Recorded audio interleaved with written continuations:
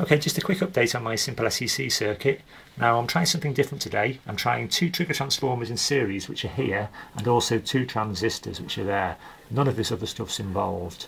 Now the circuit's drawing 49 milliamps. Now the collectors of the transistors are in parallel, the emitters are in parallel, and the bases go to 2 separate pans. Base 1 from transistor 1 goes there, and transistor 2's base goes to this one here. Now amp draw is controlled by moving this closer or further away towards the output pans. Now the output from trigger transformer 1 goes to this couple of pans here, and trigger transformer 2 goes to this one here. Now I can show you the output with this Avamenco plug and an LED. That's trigger transformer 1 and that's trigger transformer 2. Now my wireless setup is over here, and that consists of 2 pans connected centrally to a trigger transformer. And that feeds into a couple of inductors. There's a 10 and then a 22, then an Avamenco plug and then an LED string, and the last leg of the LED goes up to a virtual ground up there. And that's the wireless setup, and that's really bright, and there's a fair distance between the transmitter and the receivers here.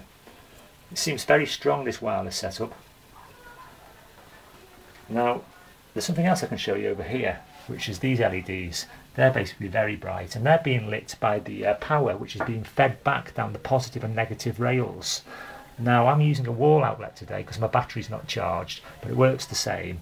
And so what happens is power comes down the positive and negative rails, and I found if you don't utilise that, your amp draw goes up. Now basically we're running 49 milliamps here. Now if I disconnect one of these leads here, and that string's gone out, but the amp draw's gone up. So basically you're better off utilising that power to do something with it, whether it's radiating via a tray or feeding into LED strings. They both work the same. As long as you do something with it, you know, your amp draw comes down. But there's a side benefit, which is you know, from the last leg of these LEDs you put a virtual ground, which is an aluminium tray, and that's radiating as well. So you get a wireless benefit.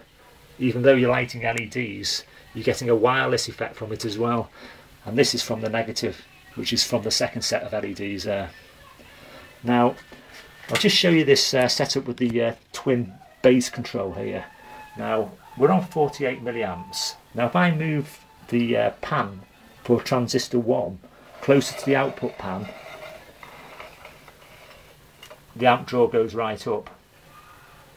Now if I move it back, it goes down. Now I'll move pan 2, I just have to restart it, it's just gone out. Right, so I'm 43 milliamps now, 44. I'll move pan 2, and you can see that goes up as well. So basically, it's what you do is you balance these backwards and forwards until you get the amp draw where you want it. Now this is just an experimental setup, so it's far from the finished article, but it is interesting to play with different ways of controlling the transistors. Okay, that's all I have for now. Thanks for watching.